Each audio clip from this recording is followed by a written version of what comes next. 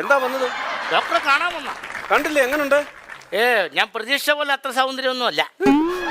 ഇടൂ, അതല്ല ചോദിച്ചത്. താൻ എന്നെ കാണാൻ വന്നാണോ? ആണെങ്കിൽ ചീട്ടെടുത്തിട്ടുണ്ടോ? ചീട്ടെടുക്കാൻ ഞാൻ തത്തമ്മയോ? അതല്ല, ഈ ടിക്കറ്റ് എടുത്തിട്ടുണ്ടോന്നാ ചോദിച്ചത്. 2 രൂപ കൊടുത്തപ്പോ. അത് വേണം. ചുമ്മാ ചന്ത ചാടി പോകുന്ന പോലെ ഇങ്ങോട്ട് വന്നാൽ എന്നെ കാണാൻ പറ്റത്തില്ല. ടിക്കറ്റ് എടുത്തോ, ടിക്കറ്റ് വേണം.